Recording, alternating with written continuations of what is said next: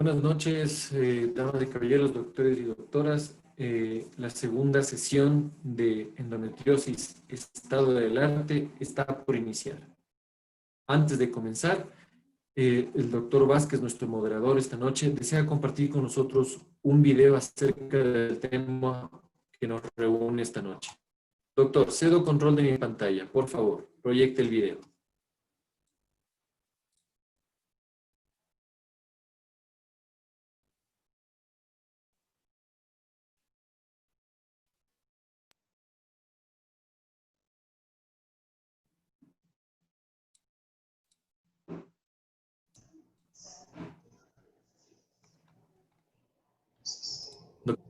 Estamos listos para la proyección del video. Por favor, comparta pantalla.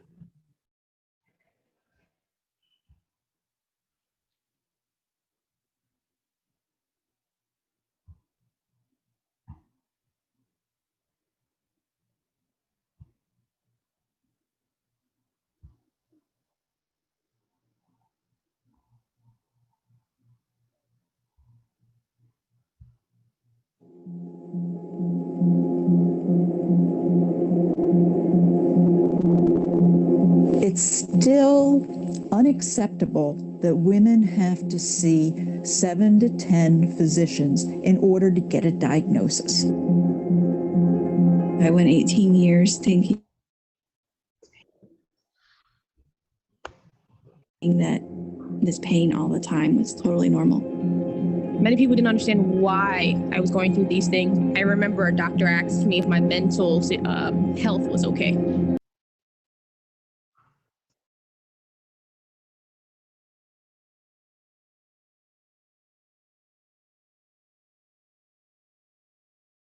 It's like an invisible pain.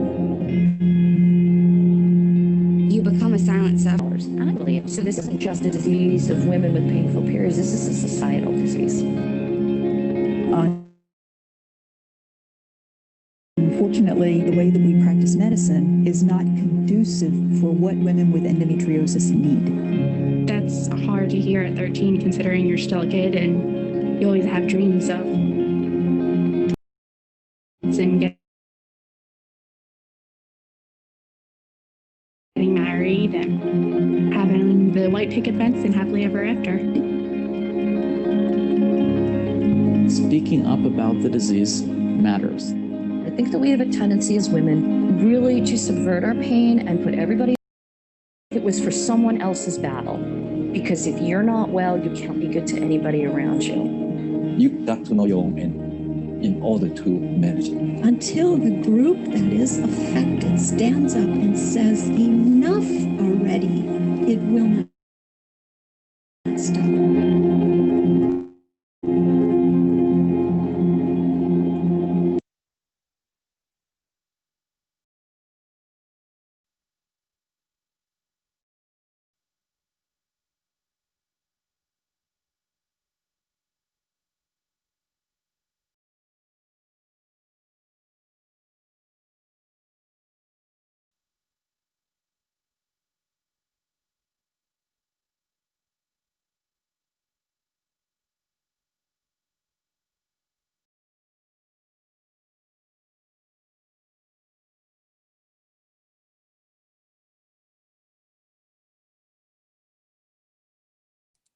Muchas gracias, doctor Vázquez.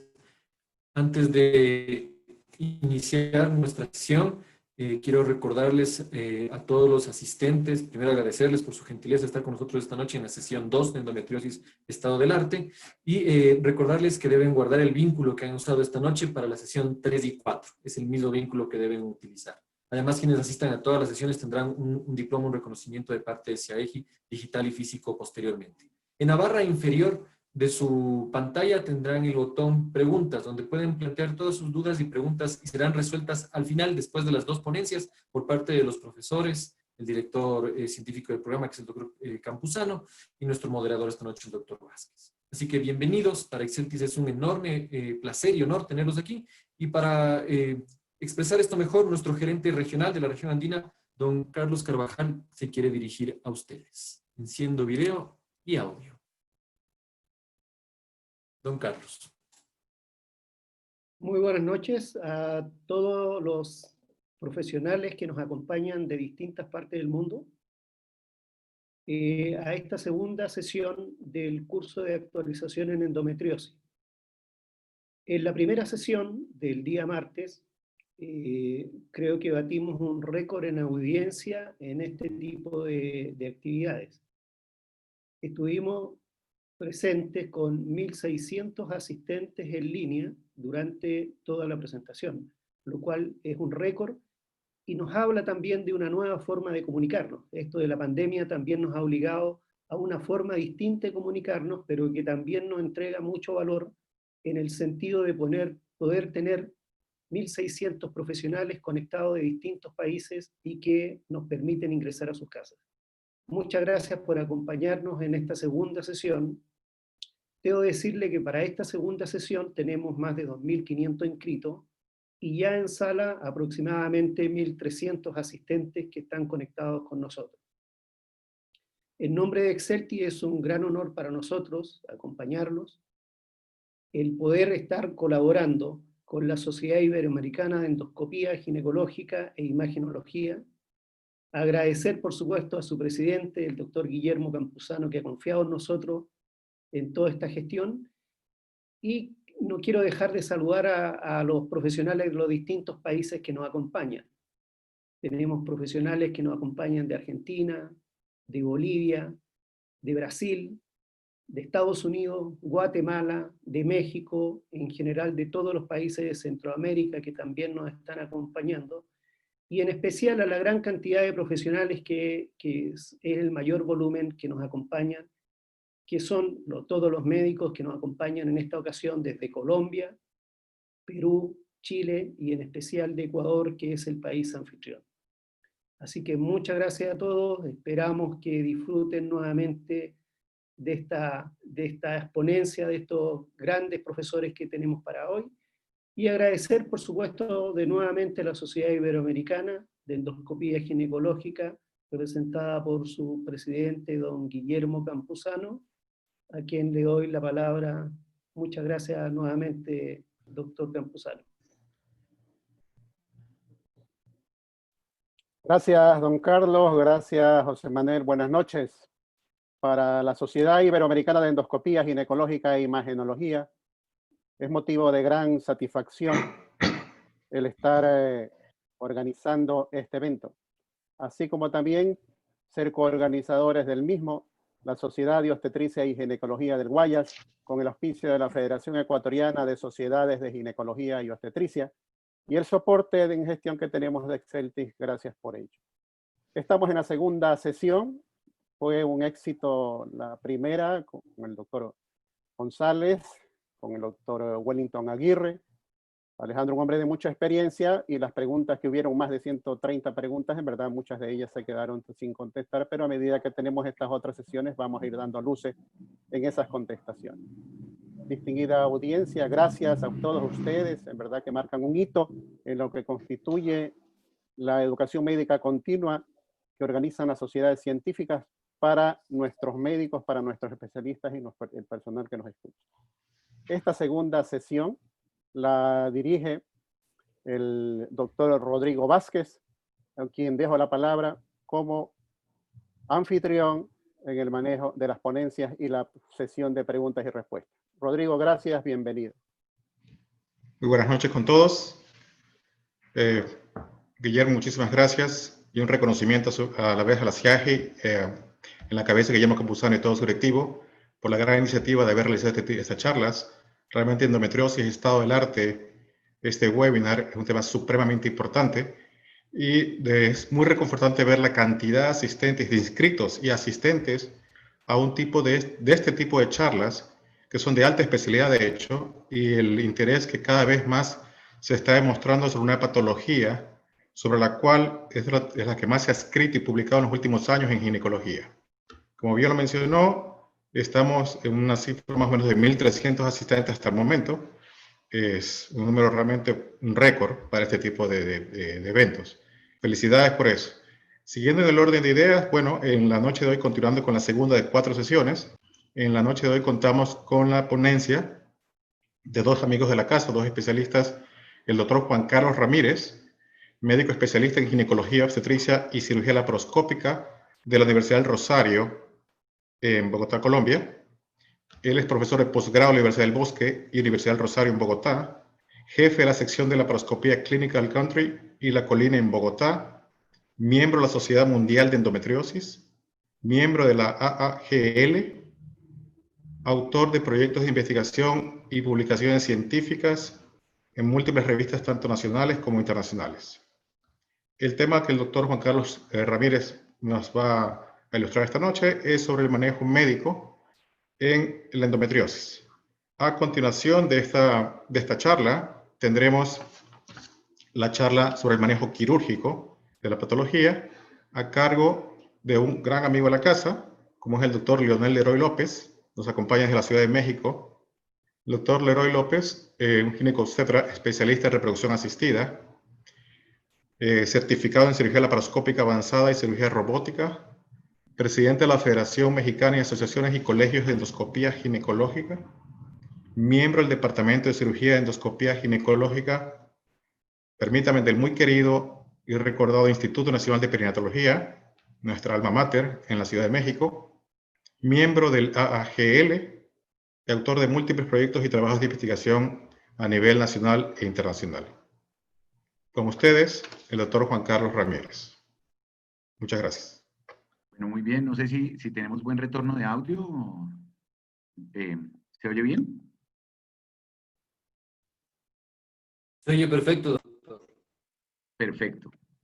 Bueno, muy bien. Pues antes que nada, primero que todo agradecer a Guillermo por su gentil invitación, felicitarlo por esa iniciativa que me tiene realmente impactado. O sea, es impresionante ver esta convocatoria tan grande, estar hablando de más de 1.400, 1.500 personas en un tema que es absolutamente apasionante como la endometriosis. Pues realmente yo creo que la sacaste del estadio, Guillermo. La sacaste del estadio y me parece que es una satisfacción muy grande para ti como presidente de la Sociedad Iberoamericana de Endoscopia y Imagenología Ginecológica. Segundo, agradecer a Exceltis, porque también sin ellos hubiera sido imposible haber podido realizar esto. Y sobre todo le quiero agradecer a Guillermo por invitarme a hablar de lo que más me gusta, de lo que más me apasiona, que es el tema de la endometriosis. Quiero aclarar que no tengo ningún conflicto de intereses para esta presentación. Y a mí, siempre que estoy dictando una charla de endometriosis en cualquier escenario, me encanta mostrar esta imagen de este mono de Quino, porque nosotros estamos así en endometriosis y desafortunadamente en la terapéutica estamos igual. Muchas hipótesis, muchos planteamientos, y a la hora de la verdad no tenemos muy claro exactamente el comportamiento tan bizarro de la enfermedad y hacia dónde vamos a terminar enfocando a nuestras pacientes para mejorarles su calidad de vida de una manera importante. Sir William Osler dijo una vez que quien conoce la endometriosis sabe de ginecología, y él no se equivocó porque sabemos que la endometriosis toca todas las subespecialidades en ginecología, la infertilidad, oncología, dolor pélvico, medicina del adolescente. Son muchos las mujeres que se afectan en este tema de la enfermedad de la endometriosis. Y lógicamente, claro, siempre tenemos que volver a lo que no queremos llegar es a esto. O sea, esto es el peor escenario que nosotros podemos llegar a encontrar. Todos hemos visto estas imágenes terribles de estos endometriomas adheridos, pegados a este fondo de saco, pacientes con gran compromiso. Perdón la interrupción. Perdón. ¿Puede usted compartir su pantalla ahora para que podamos ver las mismas imágenes que usted? Espérame un segundito. Voy a acá. Espérame ahí. Ahí, ¿qué tal? ¿Ya? ¿Ya ahí sí aparece? Sí. Ahí está, ya aparece compartiendo. Sí. Perfecto. Entonces le estaba diciendo, este no es el escenario que queremos encontrar. Esto es un escenario terrible, un escenario en el cual pues la paciente está francamente comprometida de dolor, francamente comprometida para su fertilidad, y sabemos que lógicamente es una enfermedad que afecta de manera muy importante a la población femenina. Estamos hablando de 176 millones de mujeres. 6 años pueden llegar a pasar antes de hacer un diagnóstico adecuado, y es una enfermedad que genera unos costos muy grandes. Es una enfermedad, como se ha llamado en muchos escenarios, la enfermedad benigna con comportamiento maligno, y Necesariamente cuando vamos a hablar de terapéutica, cuando vamos a hablar de manejo médico, tenemos que, sin entrar en detalle, porque esto ya fue expuesto en la presentación anterior, tenemos que resaltar que es una enfermedad de múltiples etiologías y sobre todo el tema inflamatorio, el tema inmunológico que se le está trabajando mucho y claramente su origen y su progresión hormonal que presenta dependiendo del estímulo estrógeno. Yo quiero resaltarles esto es una imagen que nosotros vemos con mucha frecuencia en la laparoscopia, pero algo que es claro, sobre todo desde el punto de vista de la terapéutica, como lo vamos a ver, es que estos focos de endometriosis en enfermedad peritoneal ya sabemos que son focos autónomos. Ellos ya no dependen directamente de la actividad ovárica, sino ellos mismos, digamos, tienen una función autocrina y esto hace que sea tan difícil los tratamientos hormonales, los tratamientos médicos, porque muchos de estos focos se enfrían con un tiempo y posteriormente ellos se reactivan espontáneamente, se reactivan solos. Y si ustedes lo ven, siempre nosotros vamos a encontrar estos peritoneos francamente congestivos y esta congestión peritoneal hace que la angiogénesis peritoneal que se produce alrededor de estos focos es lo que hace que ellos se mantengan y por eso tiende a comportarse prácticamente como un tumor. Este es otro escenario terrible, endometriomas gigantescos, pegados, ahí vemos todas las formas posibles de la enfermedad. Pero bueno, ya entremos en materia. ¿Qué objetivos tiene el manejo médico? ¿Yo para qué le establezco un manejo médico de la enfermedad? Nosotros que somos tan quirúrgicos, ¿y por qué vamos a defender tanto el manejo médico? Primero, porque complementa al manejo de cirugía en mujeres con dolor pélvico crónico y dismenorrea. Sabemos que solamente en casos que la paciente ya está en plan de búsqueda de embarazo, pero el procedimiento laparoscópico se hace y después se deja que la paciente o se embarace espontáneamente o haya un tratamiento de reproducción asistida, pero sobre todo, por ejemplo, cuando estamos hablando de endometrioma, busca evitar la recurrencia de las lesiones que pueden llegar a presentar estas pacientes después que la hemos operado. ¿Cuáles son lo que podemos denominar tratamientos hoy día? Estamos hablando de 2020, de tratamientos de primera línea en endometriosis y tratamientos de segunda línea. Primero, los antiinflamatorios no esteroideos. Sabemos que todas nuestras pacientes consumen cantidades muy importantes para manejo de dismenorrea, de todos los AINES. Los anticonceptivos orales, que clásicamente los venimos manejando desde hace muchísimos años, y las terapéuticas con progesterona, que marcaron un hito hace 20 años y siguen siendo un tratamiento de primera línea por su excelente respuesta para la enfermedad. Y hoy en día tenemos que hablar de tratamientos de segunda línea, como son los análogos de GnRH, el endoceptivo intrauterino, que eventualmente lo podríamos discutir al final de la mesa redonda, los inhibidores de la aromatasa, que también lo tocaremos en algún momento de la presentación, y en alguna época que utilizamos el danazol y la gestrinona, que hoy en día realmente no tienen ningún lugar en la terapéutica de esta patología. Pues los antiinflamatorios todos lo manejamos, todos lo utilizamos, sabemos que los antiinflamatorios tienen un bajo costo, tienen un buen efecto en crisis de dolor y obviamente pasamos directamente al uso o de los anticonceptivos orales o de los progestágenos solos. Empezamos, como les dije, hace más de 20 años utilizando acetato de medroxiprogesterona con unos resultados un poco modestos, sobre todo en relación a recurrencia de la enfermedad y los terribles efectos secundarios que tenían nuestras pacientes, mastalgias, quistes de retención a nivel de senos, aumento de peso, problemas gastrointestinales. Después a nuestra Latinoamérica no llegó la noretisterona, que era un medicamento más europeo, y el Dienogest, que es una molécula muy interesante que vamos a ir hablando durante la presentación, que no es nueva, porque fíjense que ya hay muchos artículos que empezando el siglo XXI ya se empezaron a citar, muchos artículos japoneses, frente a los beneficios que ofrecía la enfermedad. Nosotros estamos día a día manejando la endometriosis con anticonceptivos orales o con Dienogest. ¿Y qué utilizamos? ¿Qué será mejor? Anticonceptivos orales, progesteronas tipo Dienogest. A mí uno de los artículos clásicos, que ya tiene 6 años, pero que más me gusta, es esta revisión de la Sociedad Europea de Medicina Reproductiva, publicada en el Human Reproduction, y en este artículo alemán básicamente dicen que los anticonceptivos orales en endometriosis son una terapia de nivel recomendación B o C, que respaldado por metaanálisis, por múltiples ensayos randomizados de calidad intermedia, pero sabemos que es una enfermedad, la endometriosis es una enfermedad estrógeno dependiente. Entonces, si nosotros le estamos dando estrógenos a una paciente con este tipo de enfermedad, probablemente podría ser difícil lograr controlarla, sumado a que son medicamentos que la paciente lo va a utilizar durante un tiempo muy prolongado y van a tener un efecto importante a nivel vascular, a comparación de los progestágenos que tiene un nivel de evidencia y recomendación A, como lo dice esa publicación, respaldado también por metaanálisis, múltiples ensayos randomizados de calidad alta y por recomendación de expertos. Entonces, ¿cuál era el gold estándar en el tratamiento de la endometriosis?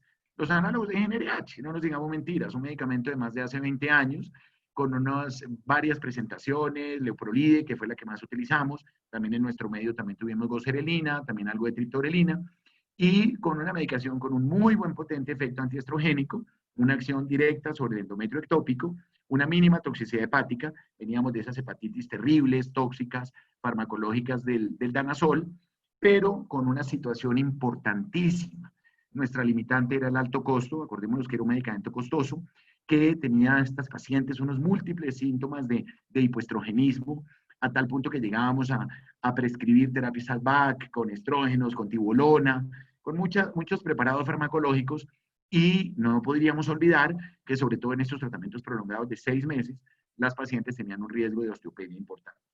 Entonces, los análogos de GnRH, cuando uno mira esta revisión de la colaboración Cochrane, de hace aproximadamente 6 años también, muestra curiosamente esto, que fíjense que hacemos una cirugía muy linda de endometriosis, usted le da a una paciente un tratamiento con análogos de la GnRH, la paciente lo utiliza 3, 6 meses, después se le hace un switch con anticonceptivos orales, pero miren esto, la paciente para el 5º año puede llegar a tener en pacientes con endometriosis 2-3 hasta un 53% de recurrencia. Estamos hablando que la mitad de las pacientes que operamos van a recurrir de la enfermedad, y cuando estamos hablando de endometriosis estadios 4, estamos con porcentajes por encima del 70% en recurrencia de la enfermedad. Sabemos que no podemos utilizar los análogos de GnRH por más de 6 meses. De hecho, hay muchos artículos que hoy en día dicen que es lo mismo que dar 3 que 6 meses. Empezaron a aparecer los antagonistas de la GnRH, que se utilizaron más en tratamientos de fertilidad en su momento, como era el cetrotride, en el cual para esa época teníamos falta de estudios aleatorizados, el cumplimiento de la terapia no era tan fácil, y realmente en su momento el cetrotride, que era el medicamento antagonista de GnRH, no tuvo una respuesta tan importante. Hay algunos colegas que han utilizado los inhibidores de aromatasa. Sabemos que los inhibidores de aromatasa pues, han tenido cabida y unos resultados excelentes en la terapéutica de cáncer de seno, y algunos lo han utilizado sobre todo en pacientes que están refractarias a tratamientos con otro tipo de progestágenos, incluso con los mismos análogos de GnRH, y los resultados han sido muy de grupos de trabajo. Los inhibidores de aromatasa, que sabemos que hay unos que son esteroideos y otros no esteroideos, que fíjense que estamos familiarizados con estos nombres porque son los que se utilizan en terapéutica, como lo dije, complementaria para cáncer de seno, en pacientes, por ejemplo, que tengan contraindicación para uso de tamoxifen, pero realmente en mujeres premenopáusicas se ha considerado que el ovario se puede considerar resistente al bloqueo de la producción de estrógenos por los inhibidores de aromatasa. Esto ha hecho que, como les digo, hay experiencias de grupo de pronto con resultados aislados buenos, pero nosotros no podemos hablar que sea una terapéutica amplia en el manejo de nuestras mujeres con endometriosis. Entonces, después de ver todos estos jugadores, después de revisar mucho la literatura y después de ver y tratar muchas pacientes con esta enfermedad, realmente hay que mirar este jugador de la cancha que ya lleva por lo menos 6 o 7 años en nuestro medio, como es el Dienogest. Miren que lo que les dije hace un rato, mucho artículo japonés, mucho artículo de finales del siglo XX, en el cual empezaron con algunas terapéuticas y estudios en animales, y básicamente este derivado de la 19-nortestosterona es un inhibidor selectivo de los receptores de la progesterona que produce una desidualización del endometrio ectópico y atrofia las lesiones en el tratamiento continuo. Entonces, fíjense que tiene 2 beneficios importantes sobre este endometrio ectópico y un efecto importante sobre lo que les dije, que estas lesiones son realmente, son autoproductoras de su perpetuidad. La dosis del Dienogest que nosotros clásicamente venimos utilizando es de 2 miligramos al día, con una libertad de que no tiene efectos androgénicos, como lo tenían otras progesteronas, sin actividad glucocorticoide o mineralocorticoide, lo cual da una prescripción bastante importante en la formulación. Y miren este resultado del Consenso Argentino de Endometriosis del año 2012, en el cual dice que posee tiene un efecto de hipoestrogenismo moderado, con niveles de estradiol plasmático entre 30 a 50 picogramos por mililitro, y que tiene una acción directa sobre el ovario, produciendo anovulación, no solamente in vitro, sino también in vivo. A esta dosis, que es la dosis que se utiliza en el mundo, tiene un efecto moderado para suprimir los niveles de estradiol, y una de las ventajas más importantes es que, primero, tiene un efecto continuo, un efecto importante, pero algo que no solamente tenemos que resaltar es que no solamente tiene un efecto progestacional, como su nombre lo diría, hormonal, sino que se ha visto que el dienogés normaliza la actividad de las células natural killer y disminuye el número de estas células que están aumentadas en el líquido peritoneal de las pacientes con endometriosis, y en el líquido peritoneal, asimismo, disminuye la producción de interleuquina 1B por los macrófagos peritoneales. Las mujeres con endometriosis tienen un aumento en los macrófagos peritoneales, y el dienogés se ha visto, como les digo, que no solamente tiene un efecto hormonal como un medicamento de solo progesterona, sino que también podemos hablar, sin temor a dudas, que tiene un efecto inmunológico importante. Lo dijimos, también no tiene un efecto sobre la densidad mineral, y se acuerdan que al comienzo les mostré unas fotos que estas lesiones empiezan a hipervascularizarse alrededor porque tienen un efecto angiogénico importante. Entonces, este dienogés se ha observado también que tiene un efecto de inhibidor de esta angiogénesis para tratar de disminuir la vascularización de estas lesiones. Incluso se ha visto que puede cambiar el estadio en la clasificación de la tabla que nosotros tenemos de la Asociación Americana de Fertilidad para definir los grados de severidad de la enfermedad, y tiene una mejoría significativa en escala analógica de dolor. Se ha discutido mucho, y fíjense este artículo tan interesante de Seracchioli del año 2019, en el cual se decía, bueno, el dienogés puede ser un tratamiento para los endometriomas ováricos y podría llegar a evitar la cirugía. La respuesta es que se ha visto que disminuye el tamaño de los endometriomas, disminuye los síntomas relacionados con la endometriosis, y puede ser una alternativa al manejo quirúrgico, sobre todo preservando la reserva ovárica. Podríamos durar horas, podríamos hacer un congreso entero sobre el manejo del endometrioma. Tendremos estas grandes discusiones sobre las grandes cistectomías extensas que hacíamos con resecciones ováricas muy amplias, sabiendo que esta resección de esta pseudocápsula del endometrioma va a comprometer de manera importante la microvasculatura del ilio, sumado a que la tracción y contratracción que nosotros hacemos con el stripping, además de los cambios que se observan en estas pacientes, tanto en niveles de FSH como de hormona antimuleriana, nos hace pensar o nos hace cuidarnos un poco hoy en día en esta extensión de la cirugía de los endometriomas.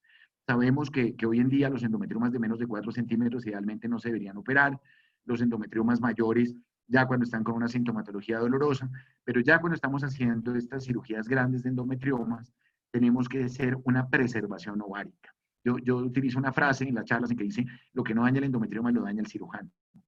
Y estas resecciones de estos quistes muchas veces nos obliga a hacer aplicación de energía bipolar sobre la superficie ovárica, produciendo unas lesiones en estos folículos en desarrollo, sobre todo en mujeres jóvenes, comprometiéndoles de manera importante esta situación. Nosotros no debemos olvidar que una mujer que nosotros le hagamos una cistectomía bilateral de ovario, a los 18 meses, oigan ese dato, hasta el 3% de las mujeres que usted les hace esa cistectomía bilateral extensa de ovario, en una foto como la que mostramos al comienzo, el 3% de las pacientes pueden entrar en una falla ovárica temprana, en una falla ovárica precoz. Entonces, hay muchos artículos recientes, año 2018, año 2019, en el cual se trata de resaltar los tratamientos médicos, artículos de Bersellini, de Somigliana, que son los referentes mundiales en el manejo de la endometriosis, y nos dicen esto, nos dicen que la actividad de lo que dijimos, de la antiandrogénica es mínima, la actividad glucocorticoide es mínima, y los resultados que se observan en respuestas terapéuticas para el dolor son muy importantes. Y empezaron a aparecer unos artículos en el que empezaron a, primero, mirar cuál era la dosis que tocaba estandarizar del dienogés, pero sobre todo, yo creo que este fue el artículo que partió, y tiene 10 años, pero sigue siendo un artículo clásico, el artículo de Strowotsky, en el cual dice que el dienogés es tan efectivo como el acetato de leuprolide en el resultado de tratamiento para endometriosis, pero con la diferencia en que tiene unas menores, de manera muy importante, efectos secundarios en relación a los análogos de GnRH.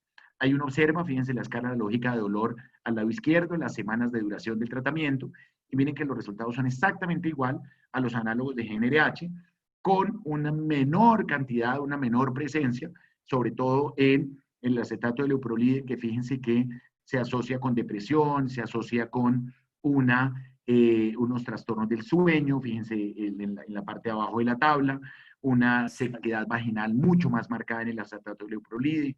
Entonces, los efectos indeseables, los efectos secundarios de los análogos de GnRH son superiores a lo que se puede observar con el dienogest.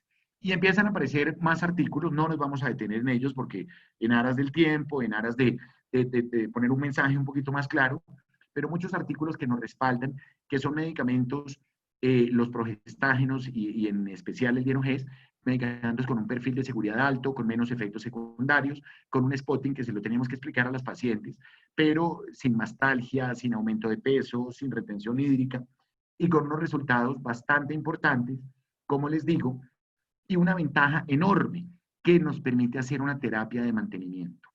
Lo que les decía, ustedes utilizan análogos de GnRH 3 meses, 6 meses, bueno, y después no van a dejar a la paciente sin nada si la paciente no se quiere embarazar.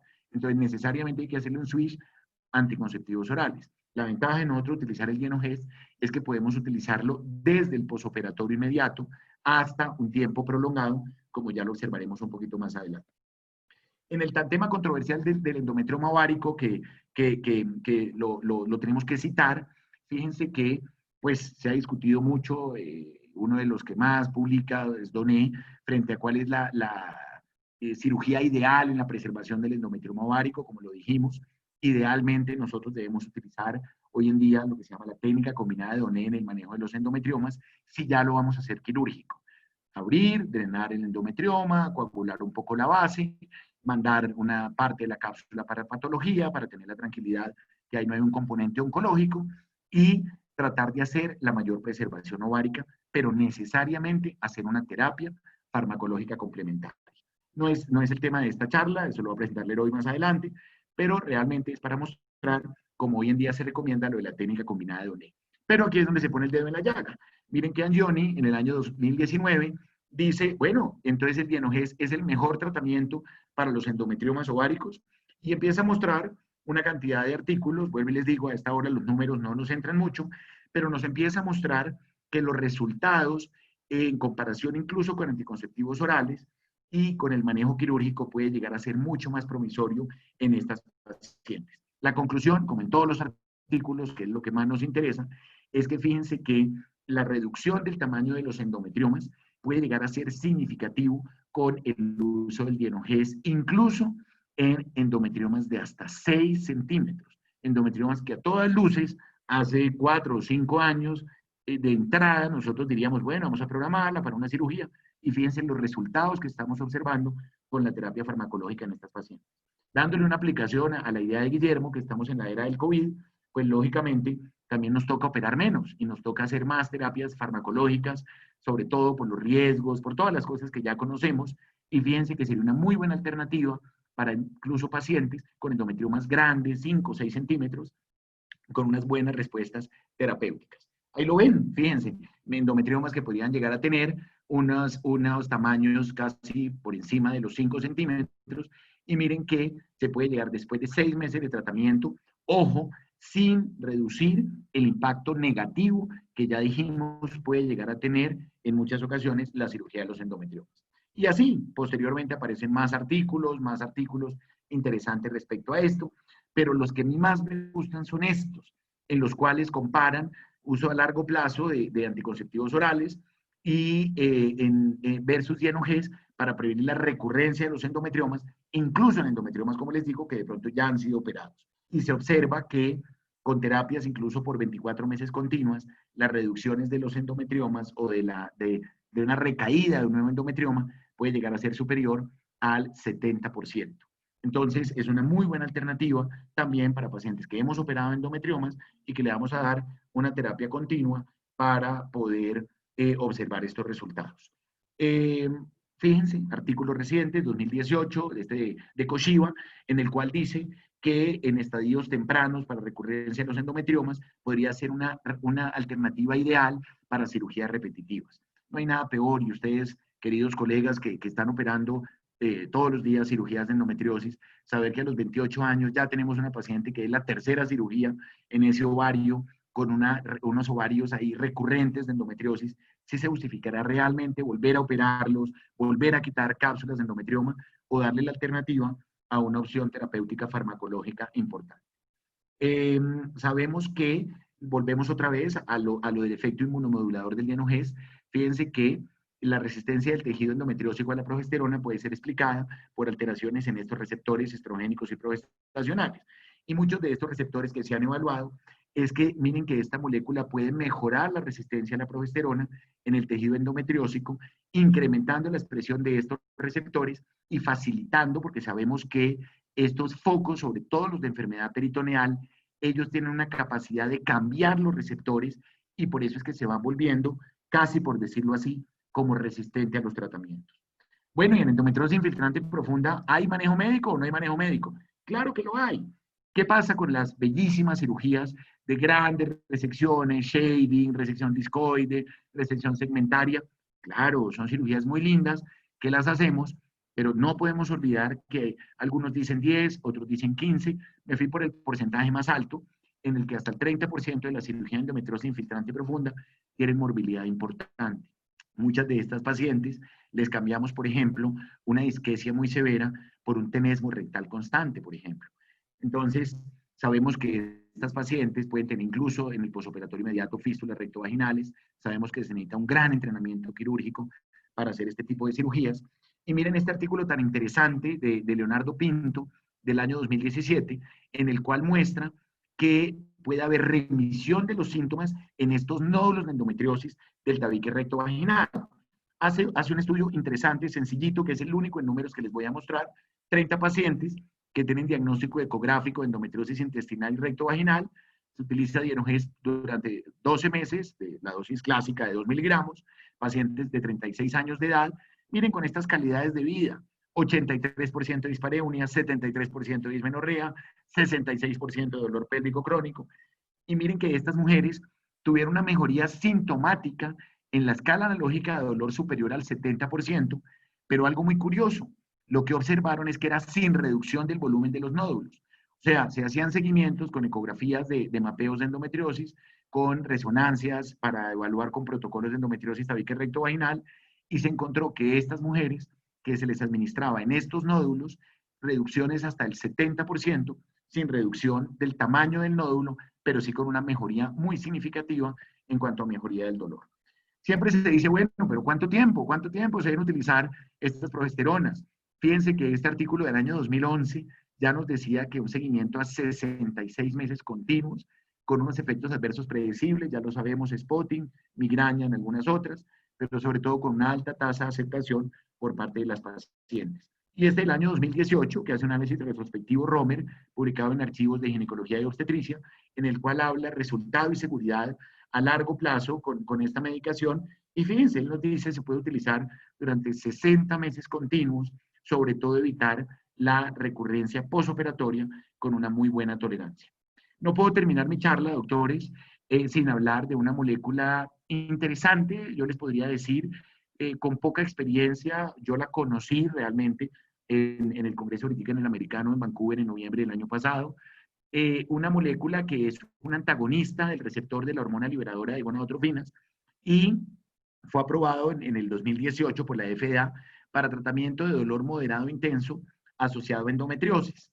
Hay artículos que lo respaldan, como este, con un efecto importante que a mí me preocupó y que se los digo cuando yo leí todo el prospecto, cuando leí todas las características del producto. Uno lo observa ahí, si ustedes lo ven en la mitad de la tabla, dice reacciones adversas y dice depresión severa. Cuando empecé a ver que son asociaciones con incluso intentos de suicidio en estas pacientes secundarios al medicamento, dudé si empezar a utilizarlo o no. Yo no tengo experiencia con el Lavolix, vuelvo y les digo, en nuestro medio aún no ha llegado a Colombia. Es probable que de pronto algún laboratorio lo traiga, pero habría que mirar de manera muy cuidadosa esa situación. las asociaciones que pueden llegar a tener con depresión de manera muy marcada. Sabemos que podría llegar, como lo observamos aquí, un resultado importante, pero que podría llegar a tener esos efectos. Este estudio del ARIS 1 y el ARIS 2 fueron estudios que se utilizaron y mostró la medicación que tiene un efecto importante sobre dismenorrea, sobre dolor pélvico no menstrual, sobre dispareunia. Y miren este artículo, más que respetable, de la publicación del New England Journal of Medicine del año 2017, en el cual muestra este estudio precisamente del ARIS, en el que habla de una dosis de Elagolix de 150 miligramos una vez al día o 200 miligramos 2 veces al día en mujeres con endometriosis diagnosticada por laparoscopia, con unos resultados que podrían llegar a ser importantes en mejoría de dismenorrea y en dolor pélvico no menstrual. Entonces, tenemos que para el Elagolix, pues es un medicamento que podría llegar a tener un efecto sobre mejoría de dismenorrea, sobre dolor pélvico no menstrual. Habrá que mirar, una cosa dicen los estudios, otra cosa nos dirá la práctica clínica, otra cosa será de pronto el temor de utilizarlo, sobre todo con este riesgo de depresión que puedan llegar a tener las pacientes. Y en su momento, ya cuando tengamos más experiencia clínica con este medicamento, podremos hablarlo, pero obviamente teníamos que citarlo como parte del medicamento. Como conclusión, como mensaje final, la endometriosis es una enfermedad compleja, con comportamiento bizarro, ya para darle la palabra a mi amigo Leroy desde México.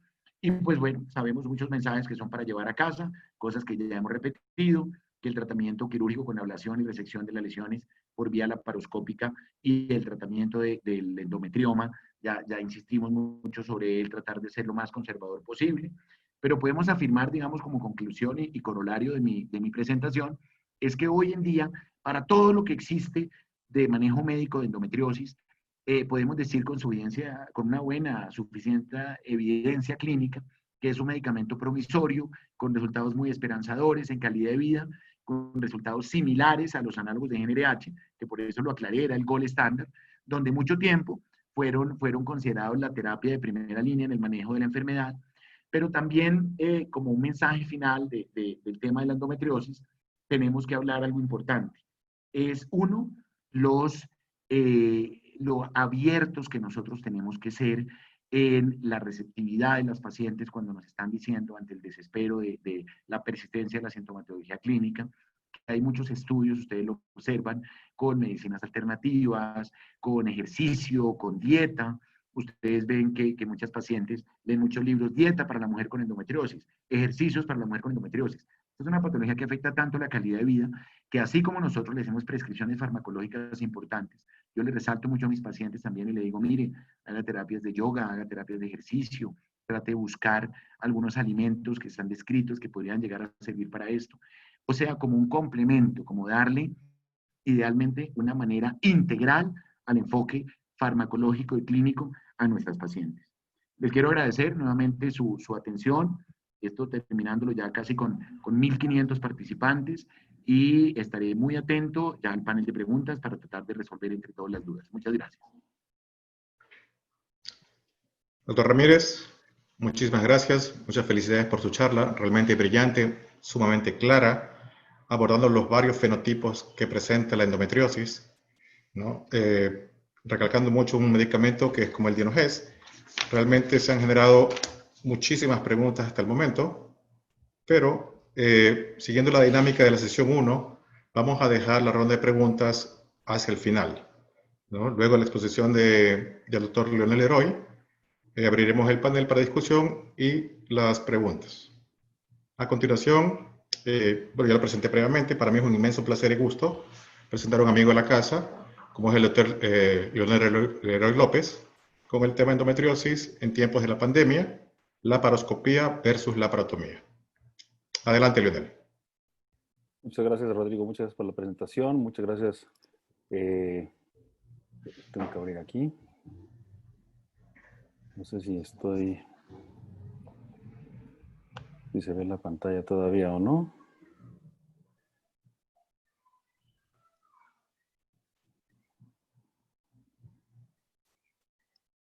¿Sí se ve?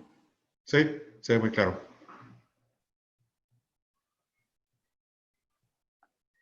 Un segundo.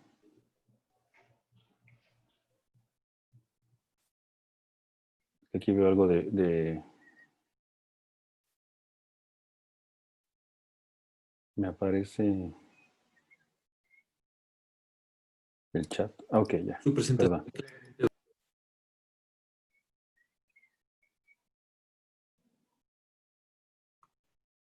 Bueno, pues, ¿sí me escuchó? Doctor. Claramente, doctor. Video y audio con buena señal. Muchas gracias. Buenas noches. Gracias a todos los que están aquí presentes en este webinar. Quiero agradecer al doctor Guillermo Campuzano por la invitación. Están en este panel de expertos en este tema, que además es un tema que yo sé que a usted y a mí nos apasiona, el de la cirugía de mínima invasión. Muchas gracias. Gracias a Rodrigo por la presentación. Un gusto saludarte, Rodrigo. Y bueno, el tema es endometriosis en tiempos de la pandemia, laparoscopía o laparotomía. Tema de suma importancia porque pues la pandemia ahorita llegó y llegó como para quedarse. Es un tema, yo le llamo los tiempos del COVID porque esos tipos van a seguir por varias semanas, por varios meses. Tenemos que aprender a convivir con este virus, tenemos que aprender a manejarlo, a no tenerle miedo, a saber combatirlo y esperemos que pronto salga un tratamiento efectivo. Pero mientras no podemos dejar de hacer algunos de nuestros procedimientos y nuestros procedimientos son pues o laparoscopía o laparotomía para nuestros pacientes con endometriosis. ¿De qué va a depender que lo hagamos? Bueno, de los recursos que tengamos, la disponibilidad en las camas y los quirófanos en nuestros hospitales. Existe la opción de tratamiento médico. Ya se habló una excelente charla del doctor Ramírez del tratamiento médico. Entonces, si existe, podemos diferir el tratamiento quirúrgico o incluso tal vez no hacerlo. Y saber si hay síntomas de COVID en esta paciente que va a ser operada para saber si se puede diferir y tratarla o tratarla antes de que desarrolle un cuadro severo. El momento de la pandemia varía en cada país. Por ejemplo, nosotros en México, si ustedes ven, comparándonos con los Estados Unidos, por ejemplo, el primer caso de COVID en Estados Unidos fue el 21 de enero y en México fue el 29 de febrero, poco más de un mes después. La primera defunción fue el 27 de febrero en los Estados Unidos y en México el 28 de marzo, un mes después. Después, como se ha movido la pandemia en los diferentes países ha sido muy distinto, pero nosotros ellos están hablando actualmente un webinar hoy por la mañana sobre el regreso a las actividades normales, están regresando a la cirugía electiva. Quiere decir que nosotros tal vez, en México por lo menos, dentro de un mes vamos a estar regresando ahí. Entonces tenemos que irnos preparando a saber manejarla ahorita y saber manejarla en un futuro. Este video que les estoy presentando me gusta porque aquí explica lo que se trata de hacer cuando se dice quédate en casa para aplanar la curva, para que no sature los hospitales. Aquí el objetivo es que no se saturen los hospitales con tantos casos infectados. No vamos a poder eliminar el virus, no vamos a poder quitarlo de un golpe de un día para otro, pero podemos no saturar nuestras instituciones de salud. Específicamente en la cirugía ginecológica, bueno, hay cirugía emergente y cirugía urgente y cirugía electiva. En la cirugía emergente, en la que por definición tienes que como una hora para decidir qué va a hacer con la paciente, pues básicamente va a tener que ser una laparotomía, lo más seguro. Una paciente que está chocada no le puede hacer laparoscopía, sería una contraindicación. Una paciente con peritonitis puede depender o con una oclusión intestinal con perforación, pero estos pacientes generalmente van a hacer por laparotomía. Ya cuando tienes una cirugía urgente en la que tienes a máximo 24 horas para decidir, pues bueno, ahí sí, tal vez una paciente con ectópico roto, pero que está estable, un quiste hemorrágico, un quiste torcido, pues ahí probablemente sí puedes decidir hacer una laparoscopía. Una cirugía que es urgente electiva, vamos a decir que tienes 2 semanas máximo para decidir el manejo, por ejemplo un quiste de ovario que es sintomático pero que puede aguantar unos días, o una endometriosis que es incapacitante, pero a lo mejor con los tratamientos que ya se mencionaron, pues puede la paciente aguantar todavía unos días más antes de decidir el manejo, porque a lo mejor el hospital está saturado, por a lo mejor no hay camas, a lo mejor ella tiene algunos síntomas, entonces podemos decidir esperar unos días. La cirugía electiva y la cirugía electiva esencial y electiva discrecional, pues sí, generalmente, por lo menos en nuestro medio, está actualmente en la mayoría de los centros suspendida y hay que esperar, tienes que esperar de 1 a 3 meses, pues tenemos el tiempo para manejar todos estos casos, para salir del momento más difícil de la pandemia y entonces decidir hacer una histerectomía por sangrado uterino normal, una endometriosis sintomática, una histerectomía por otras razones, técnicas de reproducción asistida, etc. Este virus, el SARS-CoV-2, pues se llama así porque causa el Severe Acute Respiratory Syndrome y el coronavirus 2, porque ya hubo un SARS en el 2002 también, una pandemia que no fue ni cerca de lo que es esta. Causa la enfermedad COVID-19 Es un patógeno respiratorio, es un RNA virus de cadena simple y mide de 0.05 a 0.125 micras. Es un virus muy contagioso. El problema con este virus es que es sumamente contagioso, principalmente es de vías respiratorias. Al momento de toser o estornudar, se liberan gotículas de más o menos 20 micras de diámetro y estas viajan aproximadamente 1 metro de distancia. Por eso se recomienda la sana distancia para estar a 1,5 metros, 2 metros de las personas más cercanas y evitar este contagio. Desgraciadamente hay gotículas más pequeñas, de menos de 10 micras, que pueden permanecer en el ambiente hasta 3 horas. En un ambiente cerrado, en un consultorio, en un elevador, en una oficina, pueden mantenerse. Y entonces uno puede ser infectado de esta forma. Por eso el uso de las demás medidas de seguridad y el contacto indirecto por las manos, por las superficies infectadas. Las superficies contaminadas pueden durar 72 horas o a veces más con este virus. ¿Cuál es el riesgo real en la cirugía? Bueno, al inicio de la pandemia, especialmente en las sociedades asiáticas, recomendaban no hacer laparoscopía por el riesgo de estos procedimientos que se llaman generadores de aerosoles. Y porque se creía que en estos aerosoles podía haber infección durante la misma. Lo que sí sabemos es que durante la intubación y la extubación es el momento de mayor riesgo. Los anestesiólogos son los que están más expuestos. Por eso se recomienda que si puede ser una anestesia regional, se prefiera esta. Pero en ese momento no se contraindica de todas formas la anestesia general en esta época en una paciente con sospecha o con confirmación de COVID. Entonces, lo que tienen que hacer es tomar las medidas y ya hablaremos un poquito más adelante de eso. Se ha detectado el RNA de este virus en el tracto gastrointestinal, en la sangre, pero es infeccioso en localización extrapulmonar, está en el humo quirúrgico o no, está en los aerosoles del neumoperitoneo o está en el líquido peritoneal. Pues lo que sabemos, se ha estudiado mucho el humo quirúrgico. En los últimos años se había estado estudiando mucho por la cantidad de químicos que tiene este humo quirúrgico que se genera por la electrocirugía y por los carcinógenos que puede contener. Pero se han encontrado células viables, se han encontrado virus también viables. Por ejemplo, estos virus de transmisión hematógena, como el de hepatitis B y el VIH, se han encontrado en el humo y se han podido incluso cultivar, pero no se ha demostrado que infecten a los cirujanos ni a los miembros del equipo quirúrgico. Los virus de transmisión respiratoria, como el SARS-CoV-1 que ya les mencioné, el MERS, que es el síndrome respiratorio del Medio Oriente, que inició en el 2012 y es muy localizado en Medio Oriente, y la influenza, que ha habido diferentes, es estacional, es endémica, y además han habido algunas epidemias también. No se ha demostrado que estos virus de transmisión respiratoria aumenten su incidencia o aumenten la infección en los miembros de los equipos quirúrgicos por el humo o por los aerosoles. Ahora, hablando de la laparotomía y la laparoscopía, ¿dónde se controla más el humo?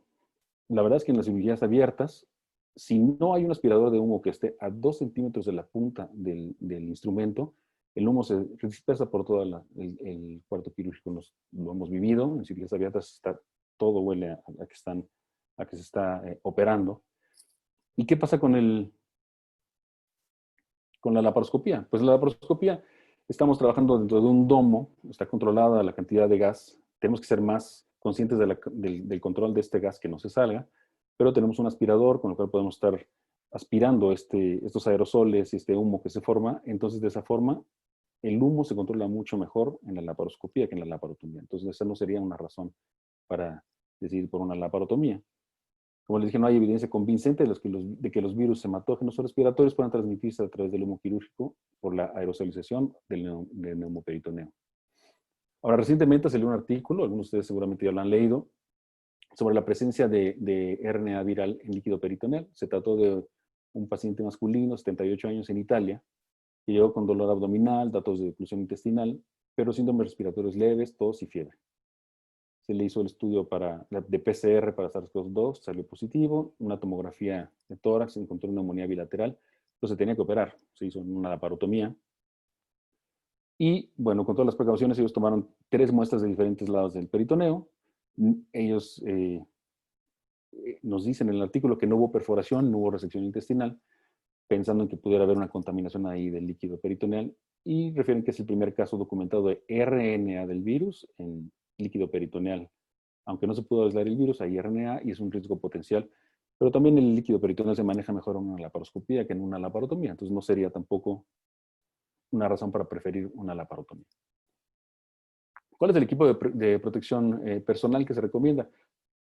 Bueno, básicamente el cubrebocas quirúrgico, pero hay que saber que el cubrebocas quirúrgico está hecho para proteger en una sola dirección, captura los fluidos de quien lo usa, es para proteger a la paciente. Hay que fijarnos cuando estemos en el hospital que usemos los que son SMS, tricapa, que es un tipo de tela que es sellada y que tiene este fin. Pero ese va a proteger a la paciente. ¿Quién nos va a proteger a nosotros? Pues el uso de las mascarillas o respiradores, o también les llamamos cubrebocas N95 o superior. Estos protegen en ambas direcciones, excepto si tiene una válvula como este que tenemos aquí en el ejemplo. Esta válvula ayuda al que usa esta mascarilla a exhalar fácilmente. No te sientes tan apretado en la cara como con estos que no tienen válvula, que son cansados después de usarlos de un tiempo, de unas horas de estarlos usando, son verdaderamente muy cansados. Pero estos no protegen al paciente. Si vamos a operar con uno de estos, hay que utilizar un cubrebocas quirúrgico encima. Se llaman N95 porque capturan el 95% de las partículas de 0.3 micras, y las partículas virales, aunque son más pequeñas, son retenidas por fuerzas mecánicas y electrostáticas y tienen una capa externa hidrofóbica de polipropileno.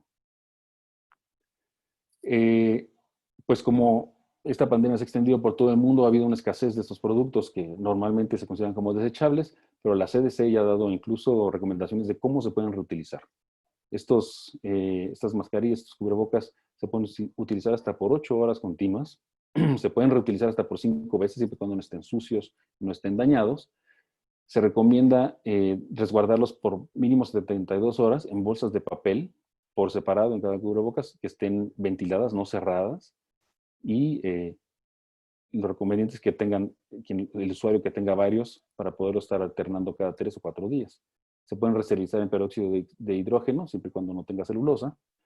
Y la resterilización con medios más sofisticados como luz ultravioleta también existe, o calor seco a 70 grados por 30 minutos. No lavarlos con alcohol ni cloro.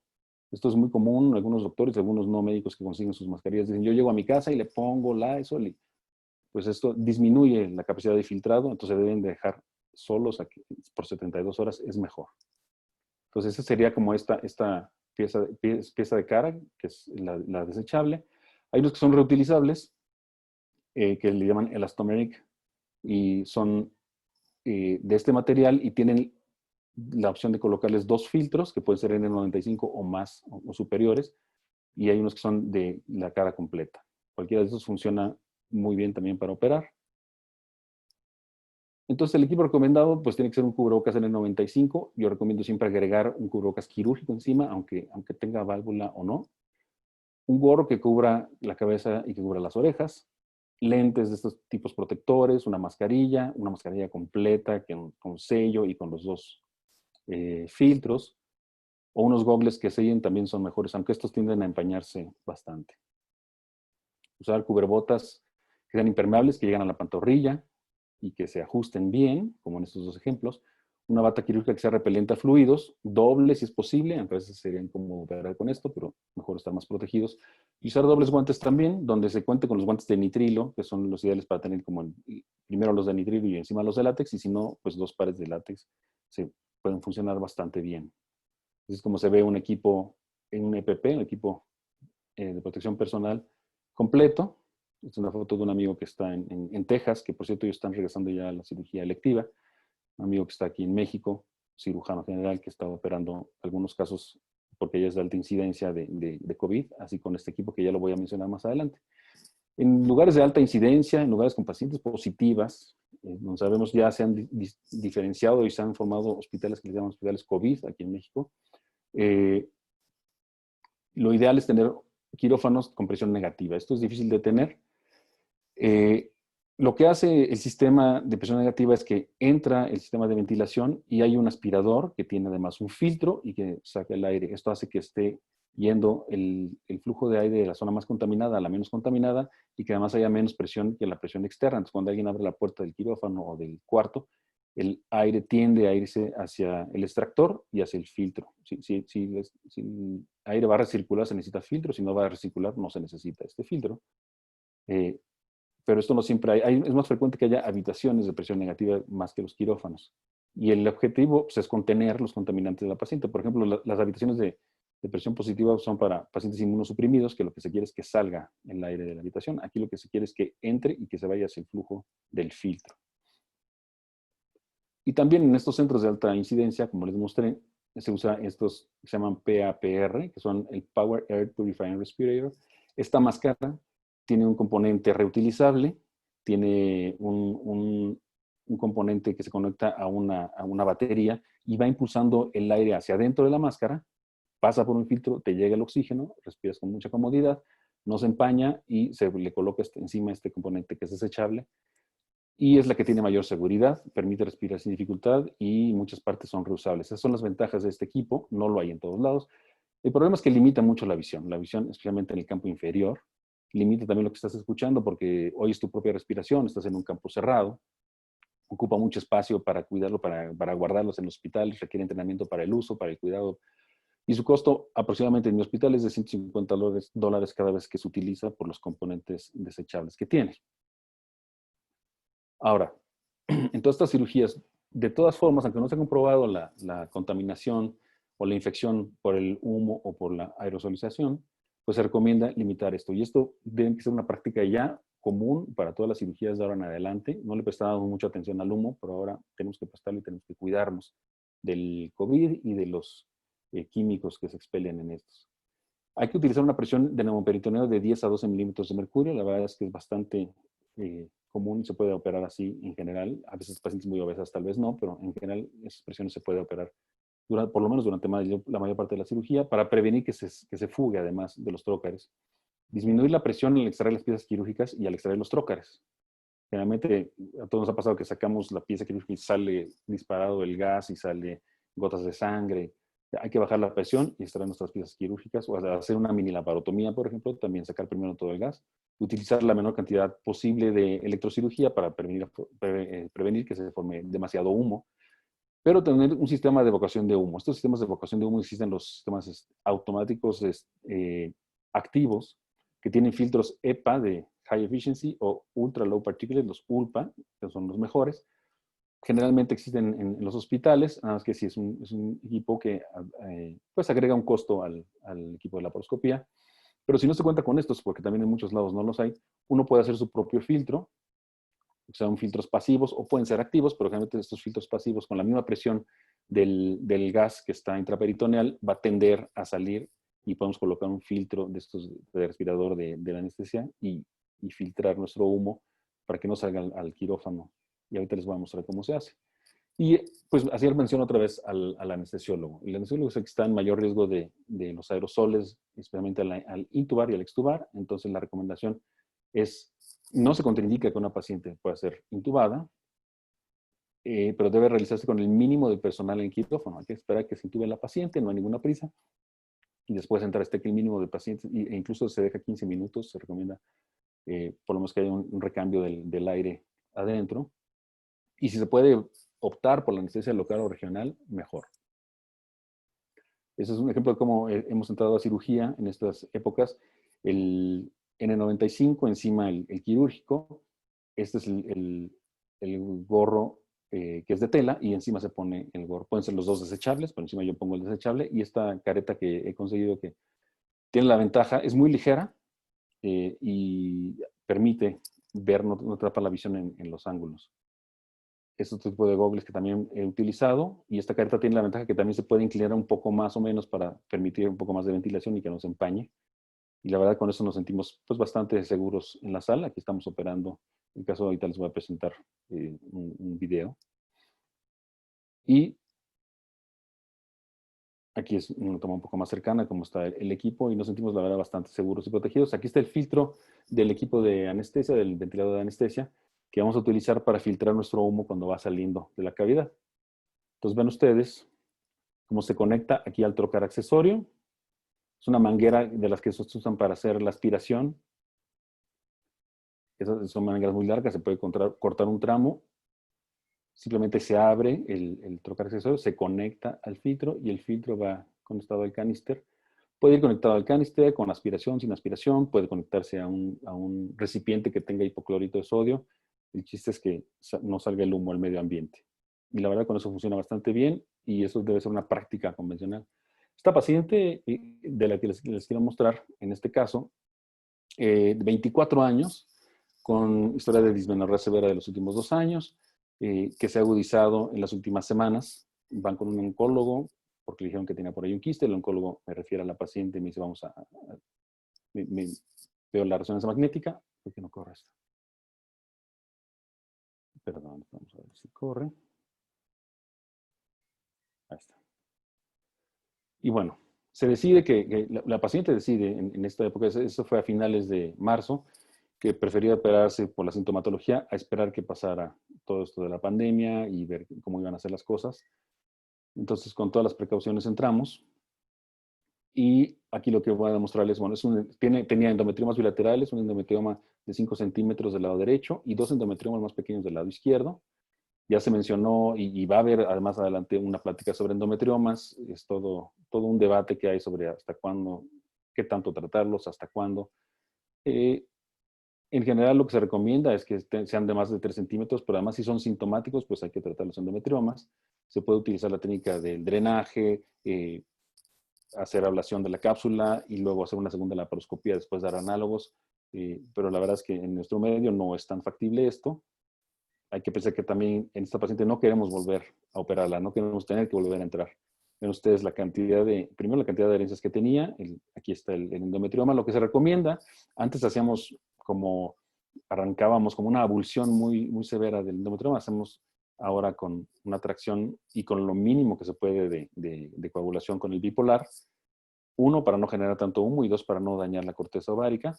Y hasta donde se va la cápsula es lo que tenemos que traccionar. Cuando ya no se va la cápsula, hacemos una pequeña coagulación ahí en el sitio donde se va a liberar. Y lo que pueda quedar remanente cápsula, se hace nada más una ablación. Vean ustedes con muy pequeños toques con el bipolar para dañar lo menos la reserva ovárica, como ya se mencionó anteriormente. Además del lado izquierdo, ahorita van a ver ustedes cómo está adherido. Aquí todavía se ve el ovario que empieza a tomar su tamaño. Como ustedes saben, después de la cirugía como que empieza a encogerse, a enconcharse y a tomar su tamaño original.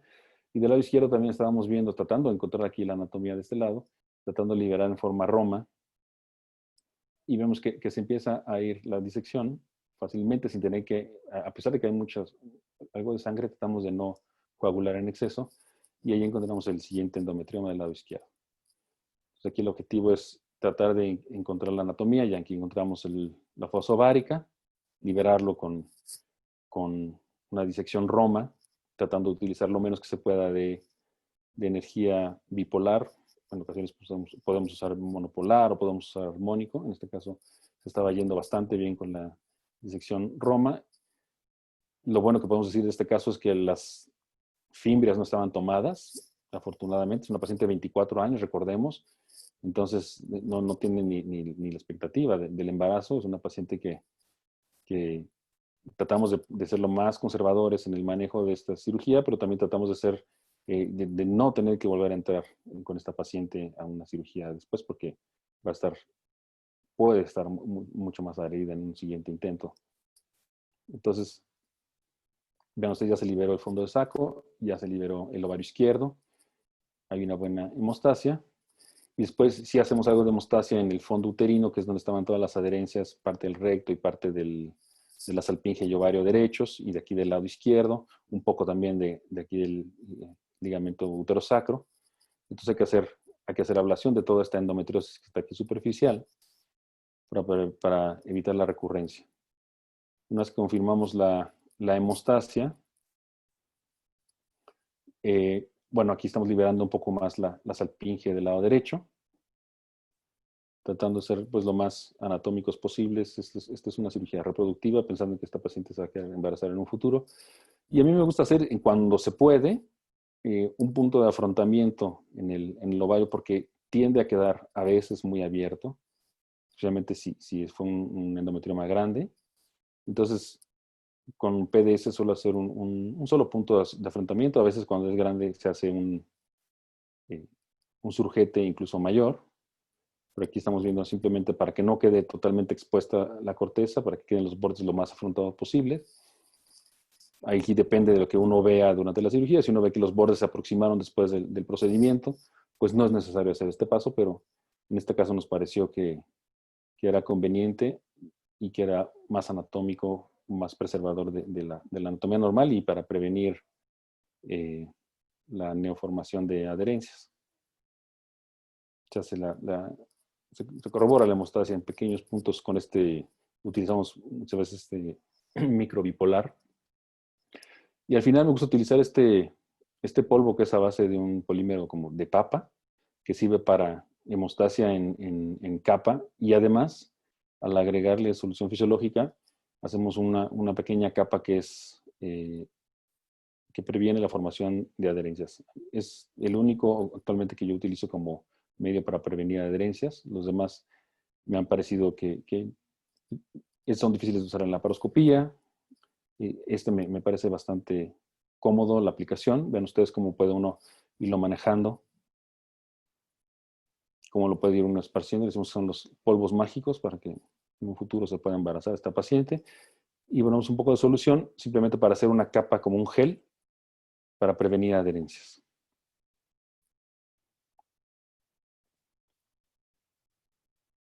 Esta paciente se dejó con análogos de GnRH, ya se mencionó en la plática pasada, y obviamente se platicó con ella sobre la necesidad de dejarle algún medicamento como anticonceptivos o como Dinogest para un futuro, y hay que valorar la reserva ovárica en al menos un año y valorar la opción con ella de preservar la fertilidad con vitrificación de óvulos, aunque esté muy joven, pero pensando en su reserva ovárica. Quiero presentarles otro ejemplo. Esta es otra cirugía, nada más en esta época en la que queremos prevenir la formación de humo y la que queremos prevenir la resección ya se mencionó, de la cápsula del endometrioma. Esta opción que también contamos nosotros en el hospital, que es el plasma argón. El plasma argón el argón es un gas que se libera aquí como a presión, hace un plasma, se le aplica energía monopolar, como la energía monopolar que conocemos, y entonces libera un haz. Hay quien le dice que es el láser de argón, pero en verdad no es un láser, es un haz de energía monopolar que quema superficialmente la cápsula del endometrioma. Entonces, aquí se hace un menor daño a la superficie, a la corteza ovárica, y simplemente esa ablación. Aquí es cuando se trata no se puede liberar la cápsula fácilmente. Al momento de que la tomamos y no se viene fácilmente con nosotros, no hay que insistir en desgarrar, porque entonces cuando producimos el daño, podemos utilizar esta tecnología si no queremos hacer tampoco la coagulación bipolar que tiene un daño más profundo. Creo que tengo tiempo todavía, ¿verdad? Entonces, esta es una opción. Y vean ustedes cómo casi no genera humo, pero tenemos el control del humo con el aspirador ahí directamente, casi en contacto con el instrumento, y además para estar también de repente irrigando cuando se eleva la temperatura. Entonces es bastante seguro y es una muy buena opción para cirugía. Vean ustedes, para cirugía ovárica. Voy a adelantarlo.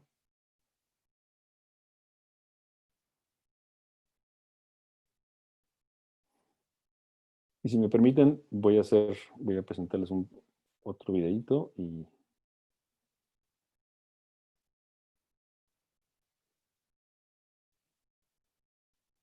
este es nada más del uso perdón, es que aquí se me pasó. Okay. El uso de la cirugía robótica aquí en nuestro país, también ya tenemos algunos años de experiencia. Para lo que más se usa es para histerectomías y para miomectomías. Desgraciadamente los seguros apenas están empezando a permitir o a autorizar este tipo de cirugías. Entonces es difícil encontrar a las pacientes para someterlas a este tipo de cirugías y que puedan cubrirlo con sus propios honorarios, con sus propios recursos. Esta cirugía la hice cuando estaba ya en el hospital 20 de noviembre, un hospital público en la Ciudad de México, y para demostrarles cómo para el manejo de los endometriomas, pues la cirugía robótica nos ayuda también, y para la endometriosis avanzada también puede ser muy útil.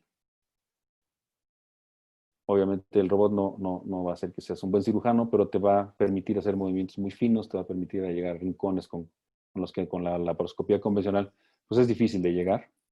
Ven ustedes la forma en la que se pueden hacer estas disecciones con energía monopolar. Aquí en el brazo derecho es una tijera que tiene en su punta energía monopolar. El brazo izquierdo es un grasper que tiene energía bipolar. Y este otro instrumento que está aquí es el del asistente que tiene a veces el aspirador o a veces un grasper. El asistente pues tiene que ser un laparoscopista que sepa hacer bien la laparoscopía porque te tiene que ayudar en este caso de cirugías complejas. Y además el robot no tiene aspirador, entonces es muy importante tener al asistente para el aspirador. Aquí lo que les quiero mostrar un poquito más cómo se pueden drenar los endometriomas, hacer la ablación de la cápsula. Pero aquí lo que les quería mostrar también es cuando queda también muy abierto, como en el otro caso, aquí es mucho más fácil hacer la sutura con el robot. El robot nos permite, tiene el limitante de que no tienes tacto, vas aprendiendo a ver la consistencia de los tejidos, no tanto a sentirla, pero al momento de suturar es una gran ventaja. En esto, por ejemplo, sí le hice un pequeño surjete y pues nos permite recobrar la anatomía. ¿Cuáles serían las recomendaciones generales de la laparoscopía en los tiempos del COVID? Hubo una declaración conjunta, un joint statement de todas estas asociaciones a finales de marzo y del Royal College también, la Sociedad Británica de Ginecología Laparoscópica. Y bueno, el consenso es que se puede hacer la laparoscopía, debemos empezar en lo que es mejor para nuestros pacientes y debemos de pensar mucho, el concepto de seguridad del equipo quirúrgico es muy importante, entonces tienen que tener un equipo de protección personal completo, si no lo tienen, pues están arriesgando. Evacuación de humo debe ser una práctica convencional, hay que extremar precauciones, completar la evaluación prequirúrgica según el tiempo y según los recursos que tengamos en cada lugar, si podemos hacer una tomografía y una PCR, es lo ideal. Si no es posible la valoración, pues considerar que toda paciente en estos tiempos, por lo menos en la etapa que estamos nosotros en México, pues es COVID positivo hasta no demostrar lo contrario. Operar con una presión baja de alrededor de 10 a 12 milímetros de mercurio. Colocar los trócares con incisiones pequeñas de forma que no se fugue el CO2. Hay unos trócares de fijación avanzada que ya conocen ustedes que también funcionan bastante bien y no están saliendo y no se fuga el gas y no salen aerosoles. Disminuir la presión antes de extraer las piezas quirúrgicas y de quitar los trócares. En pacientes donde hay alta prevalencia o se está demostrado que la paciente tiene COVID, a lo mejor está en una zona aislada, desde que se saca de la zona aislada o de la terapia intensiva y se pasa a quirófano y el regreso, todos los miembros del equipo tienen que estar con protección personal y de preferencia con estos cascos que mostramos, los PAPR. Destinar un solo quirófano para estos pacientes, dejar al menos una hora entre cirugías para una limpieza profunda que se use peróxido de hidrógeno para desinfectar y se recomienda que todo el personal se bañe después de terminar la cirugía para regresar a sus labores cotidianas. Podemos concluir que no hay evidencia para limitar o restringir la cirugía laparoscópica o preferir la laparotomía. La indicación debe ser elegir la vía que otorgue la recuperación más rápida, con menores complicaciones y menor estancia intrahospitalaria. Y quiero aprovechar la oportunidad para invitarlos a nuestro congreso. Tristemente, por la pandemia se tuvo que posponer, iba a ser a finales de abril pasado, se pospuso un año, será 22 Congreso Internacional de la Federación Mexicana de Asociaciones y Colegios de Endoscopía Ginecológica, 28 de abril al 1 de mayo del 2021 en Monterrey, Nuevo León, en México. Están cordialmente invitados. Muchas gracias.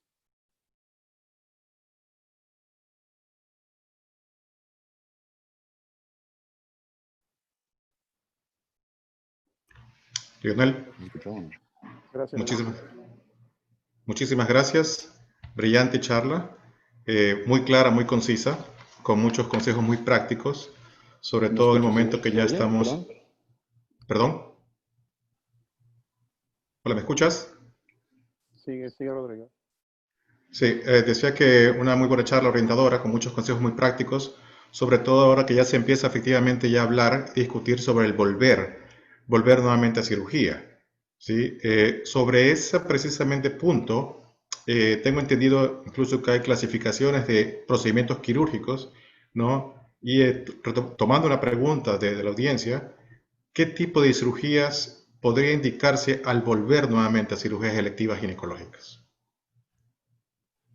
Bueno, eso, como les mencioné, depende de cada hospital, depende de cada centro, depende de los recursos. Por ejemplo, voy a hablar del hospital donde estoy trabajando actualmente, el Hospital Ángeles del Pedregal en la Ciudad de México. En un momento teníamos un piso completamente exclusivo para pacientes COVID, con aislamiento, con el equipo especializado, con los infectólogos, etcétera, etcétera, con un área de diagnóstico. Eso se cambió, va para casi 2 semanas en las que se decidió que el hospital fuera libre de COVID y se van a pasar las pacientes que sean diagnosticadas con este tipo de padecimiento a otro hospital del mismo grupo. Entonces, depende de dónde estemos parados. Por ejemplo, ahora que no hay COVID, lo que se tiene que hacer es a todas las pacientes hacer dentro del protocolo preoperatorio se hace PCR, que no tenga más de 5 días de antigüedad. Si hay algún síntoma, se hace tomografía, se hace procalcitonina, ferritina, y si se ve que la paciente no es de riesgo ni es sospechosa, pues se puede hacer prácticamente, a partir de hace 2 semanas, pues empezar a programar dependiendo del individualizando el caso, pero casi cualquier cirugía. Obviamente, tanto los pacientes como los médicos estamos yendo poco a poco a reprogramar estos casos, pero teniendo estos protocolos, lo que no se ha dejado de hacer, por supuesto, son los partos y cesáreas. Las pacientes están muy seguras y todas tienen este tipo de estudio preoperatorio. Entonces, si lo que se está haciendo es también especializar el manejo. Entonces, si la paciente sale sospechosa o sale positiva, entonces se va a manejar por un grupo especializado en un lugar especializado, aislado, etc. Entonces, eso es importante. Cada hospital, cada centro debe tener las cirugías que va a operar, dónde las va a operar, si tiene los quirófanos ideales, etc. Perfecto. Tiene una duda, bueno, al parte de la audiencia también tiene una duda respecto al manejo del endometrioma. ¿Sí? Sabemos muchas veces que, bueno, este tipo o este fenotipo de la endometriosis, como es el endometrioma, tiene muchas controversias. Ya lo sabemos que en pacientes jóvenes, pacientes adolescentes deberían de evitar operarse ante el gran riesgo de cirugía de repetición, pero en una paciente que es sometida a una cirugía de endometrioma, como la que vimos en el video, ¿qué es lo ideal utilizar? Las técnicas creo que todos las tenemos claros, pero ¿qué es lo ideal en cuanto a energía utilizar para no afectar el contagio de folículos antrales, que es un parámetro que obviamente se ve muy afectado, y la disminución de hormona antipoleriana también conocido? ¿Qué método de electrocirugía preferirías? Si es el armónico o si energía monopolar para no dañar tanto la reserva ovárica. Bueno, el armónico sirve muy bien para disecar, sirve muy bien para disecar, para hacer cortes finos. Además sirve como una pinza para hacer disección, incluso Roma, es excelente, pero para hemostasia no es tan bueno. Entonces, yo prefiero energía bipolar. Como ven ustedes, usamos mucho los bipolares inteligentes, el Ligashur, por ejemplo, el Gyrus, para hacer estas hemostasias de vasos grandes o de tejidos grandes, pero cuando es una hemostasia fina se usa mucho el microbipolar, que tiene una profundidad de lesión de unos cuantos milímetros, y se utiliza. La profundidad y la lesión depende de la energía que estés utilizando, del tiempo de aplicación también. Entonces, si vieron el video, tratamos de ser muy precisos, muy puntuales en la aplicación de la energía para limitar el daño. Pero sí, lo que más usamos es el monopolar, el bipolar. Y siempre también me gusta usar mucho la espátula monopolar, cuando son también para hacer hemostasia muy puntual, usar en una baja intensidad. En general, lo que más utilizo yo es bipolar. Y como vieron el otro video de la otra cirugía, cuando se puede también utilizar el plasma argón, aunque no es tan bueno, cuando hay demasiada hemorragia no es tan bueno, bueno para quemar así sobre la superficie, pero cuando empieza a haber un poquito más de hemorragia hay que usar algo que sea más efectivo. Bien. Muchísimas preguntas, hay mucha participación de la audiencia, eso es algo sumamente bueno. Traduce que hubo mucho interés en el tema y están muy participativos. Tenemos muchísimas dudas sobre dienogés, ¿sí? En lo cual quisiera hacer una pregunta o comentársela con el doctor Ramírez. Como él bien mencionó, bueno, sobre dienogés podremos pasar hablando días. Hay una pregunta en particular que me llama un poco la atención, que menciona sobre el uso de dienogés en una paciente con endometriosis severa, pero con antecedente de cáncer de mama. No especifica inmunohistoquímica del cáncer de mama, no nos habla sobre, no menciona en la pregunta sobre receptores hormonales, pero si tendrá algún comentario en particular sobre este tema. Sí, por supuesto. En principio, digamos, lo que estaría contraindicado en el manejo de las pacientes con endometriosis sería la utilización de anticonceptivos orales, lógicamente que contenieran estrógeno. Pero con la progesterona como tal y cáncer de mama, el dienogés como tal, no hay una asociación o algo que lo permitiría no utilizarlo, que permitiría no prescribirlo. Es un medicamento, como les digo, que es seguro porque responde a todos los efectos de las progesteronas.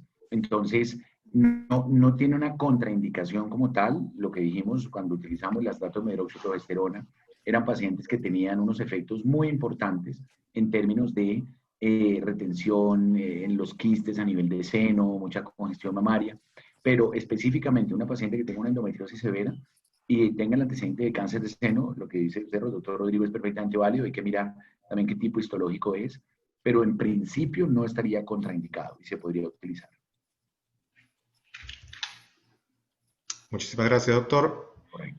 Pido una disculpa porque al terminar la charla del doctor Leroy, de hecho tenía que hacer uso de la palabra Pablo Torres, cual le pido una disculpa, y luego de la intervención del señor Torres volveremos nuevamente con la ronda de preguntas.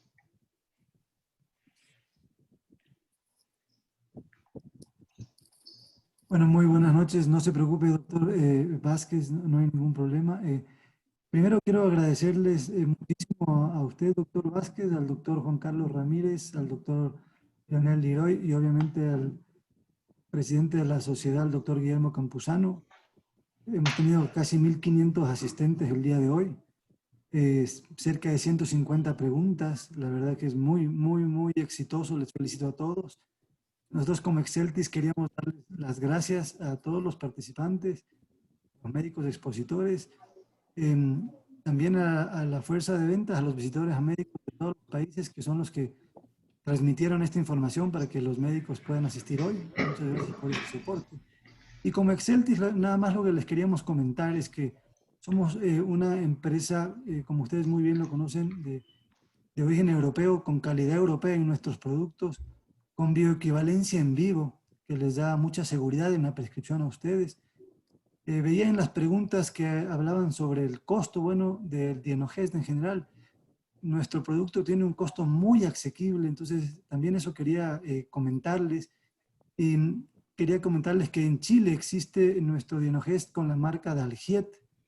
En Perú está por lanzarse en un mes también con la marca Dalgiet. En Ecuador se llama Dalgiet, ya está en el mercado. Y en Colombia la marca es Metrinel.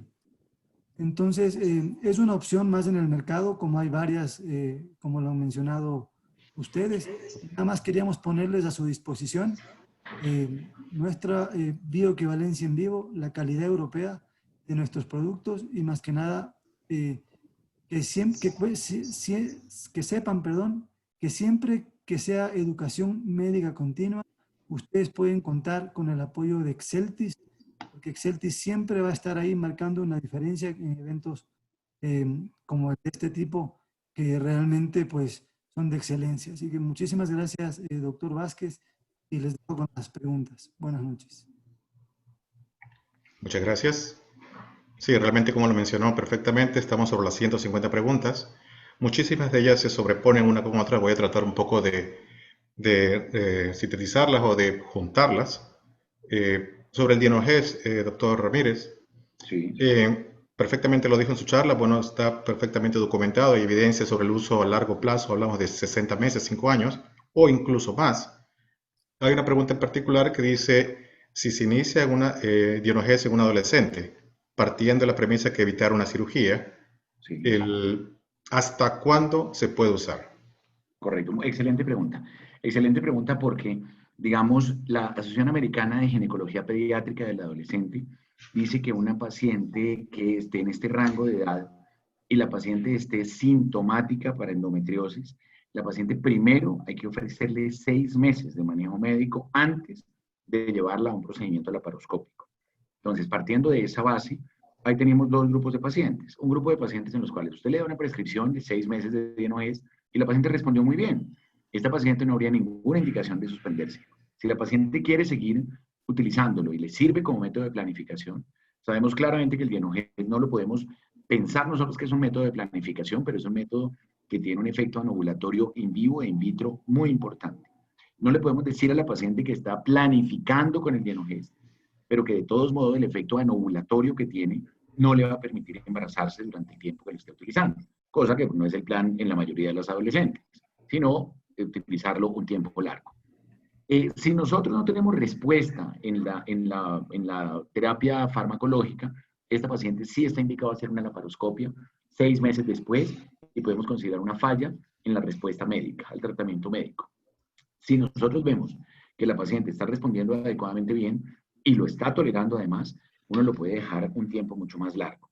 Eventualmente el switch que uno podría hacer es si la paciente de pronto el spotting le está incomodando mucho, puede uno pasarse a un anticonceptivo oral combinado que contenga dienogest. O sea, uno que tenga etilenilestradiol y dienogest, para darle el beneficio de la molécula si estamos sospechando que esta adolescente tenga endometriosis. Pero nosotros tenemos pacientes adolescentes que le empezamos a los 16 años con dismenorreas muy severas, con sospechas clínicas, claramente con ecografías normales, resonancias normales. Estas niñas a este grupo de edad no hacen endometriomas, usualmente, ni hacen endometriosis infiltrante profunda. Hacen enfermedad peritoneal y hacen mucho compromiso en los ligamentos uterosacros y por eso hacen tanta dismenorrea y dispareunia. Entonces responden muy bien, 3, 4, 5 años continuos, ininterrumpidos, con una seguridad grande y con una muy buena tolerancia. Bien. Otra pregunta sobre el mismo tema, de hecho, y sabiendo, y como usted perfectamente lo mencionó, que no es la intención ser un anticonceptivo, si se recomendaría un anticonceptivo tipo método de barrera, tal vez adicional al uso de dienogest en aquella paciente que sí desee efectivamente evitar un embarazo. Correcto. En principio no lo necesitaría. O sea, si una paciente está utilizando dienogest de manera continua e ininterrumpida, realmente no necesitaría adicionar con otro método de planificación.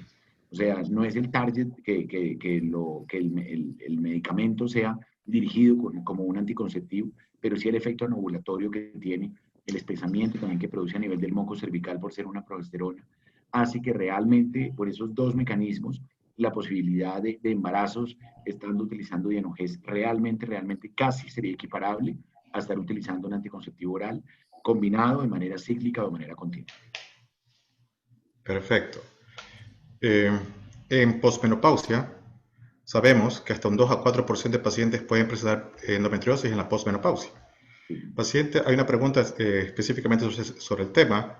Una paciente posmenopáusica con antecedente de endometriosis severa que recibió terapia de reemplazo hormonal, ¿se podría utilizar el dienogest?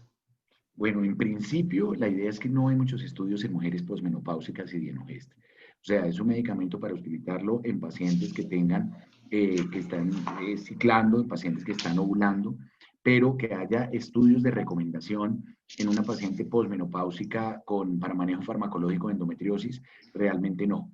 Ese es un tema complejo. La endometriosis en la posmenopausia, como usted lo dice, doctor Rodrigo, con toda la razón, es un porcentaje por fortuna muy bajo.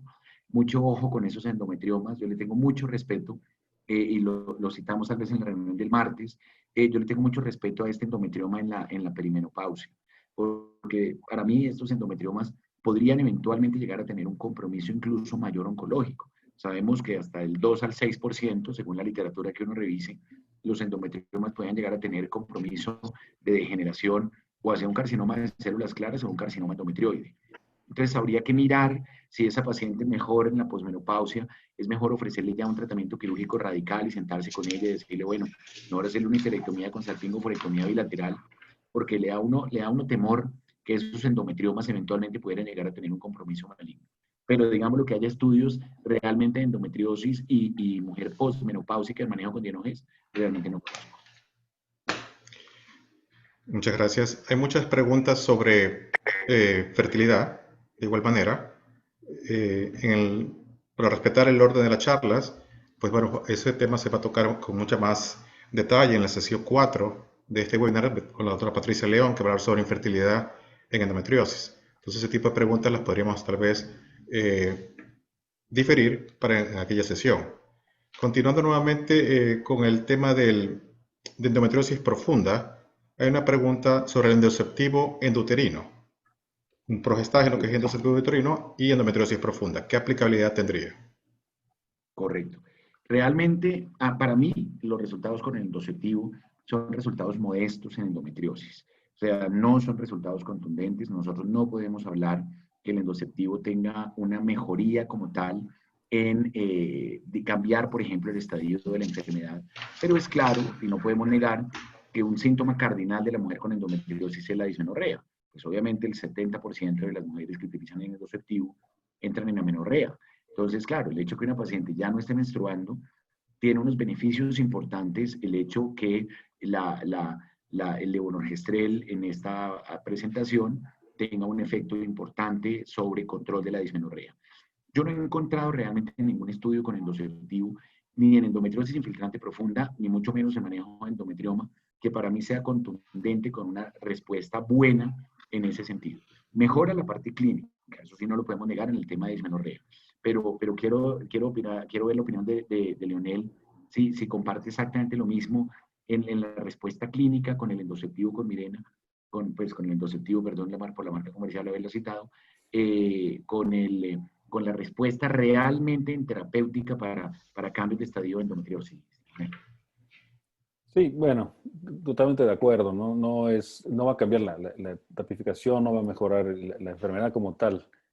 En algunos pacientes, cuando mejora clínicamente y puedes evitar o postergar la cirugía hasta que la paciente logre el embarazo, si es lo que está buscando, sí puede funcionar, porque sí puede mejorar los síntomas en cierta cantidad, y pues vas a postergar esto hasta que si logras tal vez un embarazo sin, pero bueno, estos pacientes prácticamente tarde o temprano van a requerir de cirugía y simplemente va a postergarlo. No, que lo quite totalmente no es así. Y lo que pasa es que hay que saber qué tipo de enfermedad es y de qué tamaño es la lesión profunda, si es nada más dismenorrea o si la molestia principal es dispareunia, ahí probablemente no tenga ninguna utilidad el endoceptivo. Tal vez si es dismenorrea, el síntoma principal sí se vea la mejora. Entonces, Sí. habría que individualizar cuál es el síntoma principal de estas pacientes y tal vez sobre eso, si es disquesia y eso no va a mejorar, pero si es dismenorrea, muy probablemente sí. Por lo menos postergar un poco la cirugía. Complementando un poco también esto, Leonel, y de todos los que están presentes aquí en este webinar, hay una patología que para nosotros es un reto, que es la adenomiosis. Una patología es un reto el diagnóstico, es un reto todo. Para mí la adenomiosis es una patología que es una cosa muy compleja y sobre todo uno tiene fácil cuando es una adenomiosis en una mujer perimenopáusica que cursa con miomatosis. Pero una mujer de 30, 35 años con estas adenomiosis extensas, esto es un reto de manejo realmente. En estas pacientes, doctor Rodrigo, sí tendría un beneficio importante, sobre todo porque las pacientes con adenomiosis tienen unos cuadros de sangrados terribles, bárbaros, de hipermenorreas, con coágulos, con dismenorreas muy severas. Ahí yo sí he visto unos beneficios importantes en el manejo de la adenomiosis, que algunos lo han llamado una forma especial de endometriosis, ¿no? Sí, de acuerdo, totalmente. Sobre el tema, perdón que tal vez me estoy excediendo un poco, no sé si todavía tenemos 1:45 de transmisión, pero el tema pienso que realmente vale la pena. Tal vez un par de preguntas más, no sé, Guillermo, si estás de acuerdo o no. Bueno, Creo que sí. Perfecto. Sobre la recurrencia, realmente conocemos perfectamente que a un mejor centro, mejor cirujano, en los mejores escenarios, hay una recurrencia en la enfermedad. Hablamos de un 20 o un 30% en un lapso de 2 a 5 años, ¿no? Incluso con las nuevas recomendaciones quirúrgicas existe una cirugía en un solo tiempo, un one shot que se llama. Manejo médico posterior a una cirugía, ¿qué y por qué tiempo? La respuesta es muy contundente, doctor Rodrigo. Después, en una paciente que usted hace la cirugía por dolor, la respuesta es sí y siempre sí. O sea, yo no veo una indicación en una paciente, excepto, vuelvo y le aclaro, la que está en plan de búsqueda de embarazo. Eso es otro escenario. Pero si es una paciente que usted hace una cirugía por dolor, el manejo siempre hay que darle un manejo complementario. La tasa de recurrencia, usted puede hacer lo que yo les decía en la presentación, una cirugía bellísima, una cirugía extensa, una gran adhesiolisis, una buena cirugía sobre los endometriomas, con estas técnicas combinadas de Doné. O sea, es una gran cirugía. Y no le hace manejo médico complementario. Mire, yo le podría hablar de recurrencias a 6 meses, a 9 meses del 40%. si usted no le da manejo médico complementario. El manejo médico complementario sí o sí. El punto es hasta cuando la paciente se quiere embarazar. Ahí es difícil quitarle el cascabel al gato. Si es una paciente que usted está respondiendo clínicamente, le está tolerando la terapia farmacológica, ¿qué sentido si la paciente no está en plan de búsqueda de embarazo? Si está tolerando, vuelvo y le aclaro, el medicamento, esa paciente es para dejarle un tiempo largo, hasta cuando ya la paciente decide embarazarse. Haciendo la salvedad cuando la paciente es por fertilidad. Si la paciente es por fertilidad, esa paciente claramente no tiene realmente ninguna indicación de darle un manejo farmacológico, sino ya usted decide cómo estaban también esas trompas, cómo estaba todo, si esa paciente de una vez la lleva a una terapia de reproducción asistida o si la paciente la lleva a un manejo de espontáneo, inducción de ovulación de baja complejidad, etc. Bien. Sí, totalmente de acuerdo. Tiene que ser con qué objetivo tiene la paciente después de la cirugía, ¿no? Como bien se mencionó, si va para un embarazo, pues puede ser que vaya directo a terapia de reproducción asistida o puede ser que requiera un tratamiento médico que puede disminuir la recurrencia hasta en un 5% si es con anticonceptivos o si es con Dienoges o si es con 3 a 6 meses de análogos de GnRH y después continuar con anticonceptivos por el tiempo que se requiera, ¿no? Totalmente de acuerdo. El doctor Intriago nos realiza una pregunta. Lastimosamente sabemos todos y conocemos todos que en Latinoamérica actualmente el índice de cesárea es muy elevado y eso conlleva una serie de situaciones de complicación a través de la endometriosis. Nos pregunta sobre implantes endometriósicos a nivel de cicatrices de cesáreas. Me imagino yo que debe ser a nivel de pared abdominal. ¿Qué se podría hacer? ¿Es mejor manejo médico o manejo quirúrgico en el sentido de retirar los implantes? En mi opinión es quirúrgico. Los implantes cuando están a nivel de la cicatriz, de la cesárea, a veces se han reportado en la cicatriz incluso de una laparoscopía, o esos no responden a manejo médico. Prácticamente hay dentro de la fisiopatología, y eso también se habló, ellos producen sus propios estrógenos locales, entonces por más tratamiento antiestrógeno que puedas dar, la verdad es que son muy raros, pero el tratamiento generalmente es la extracción. Perfecto. Guillermo, no sé si tal vez tengas alguna duda. No tiene su micrófono prendido. Parece que no. Voy a abrir audio. Complementando. Doctor, su micrófono está sí, activado. Sí, ya lo diré. Complementando lo que dijo Lionel, el acceso quirúrgico en el nódulo endometriósico de pared abdominal cuando se le hace debe ser una resección amplia, porque recidivan fácilmente y ya no se logra percibir pues los microfocos que muchas veces quedan y estos pueden volver a hacer el foco. He visto pacientes con 2 y 3 intervenciones en el mismo lado por esta sintomatología. ¿Okay? Hemos abusado un poco del tiempo, tenemos una gran audiencia todavía, he creado mucha expectativa a este tema. Yo quiero reiterar el agradecimiento a los brillantes expositores, brillantes temas, brillantes experiencias que ellos han participado con nuestra audiencia. A ti, Lionel Leroy y Juan Carlos Ramírez, eternamente agradecido en nombre de la Iberoamericana, de la Sociedad de Ginecología del Guaya y de la Federación Ecuatoriana de Ginecología y Obstetricia. Rodrigo, que él tiene un filo de endometriosis en Estados Unidos, fue la persona más indicada en ponerla aquí a moderar con tremendos profesores también.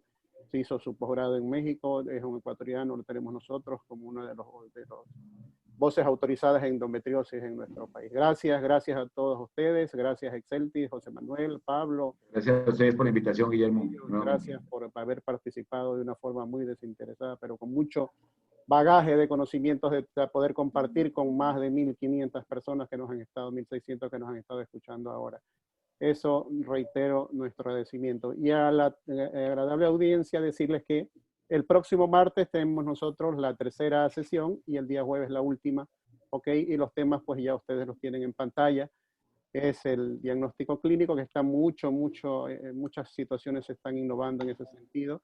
Juan Diego, un experto en dolor, también disertará sobre este tema y endometriosis. Y el último, pues que tenemos el día jueves con el doctor Alfredo Celis, endometrioma. Ahí esa gran cantidad de preguntas que habían para endometrioma. tendremos que reiterárselas estas también a Alfredo Celis de Perú y a la doctora Patricia León, que es una experta en fertilización asistida, es la dueña, directora de un centro de fertilización en esta ciudad de Guayaquil. Pues mucho de lo que está también sobre infertilidad pienso que nos dará luz en este tema. Sin más de mi parte, buenas noches, muchas gracias. Muchas gracias. Gracias, hasta luego. Un saludo a Doctores, todos. muchas gracias por su apoyo. Gracias. Gracias. Gracias a los ponentes, gracias a EGI por contar con Exceltis. Para la distinguida audiencia, recordarles que deben guardar su vínculo de entrada para las próximas sesiones y que tras las 4 sesiones tendrán el diploma que me preguntaron varias veces por interno conocimiento de ese EGI. Les esperamos el próximo martes. Muchas gracias a todos por su tiempo y Exceltis, líderes europeos en bioequivalencia en vivo. Ha sido un placer compartir con ustedes. Buenas noches.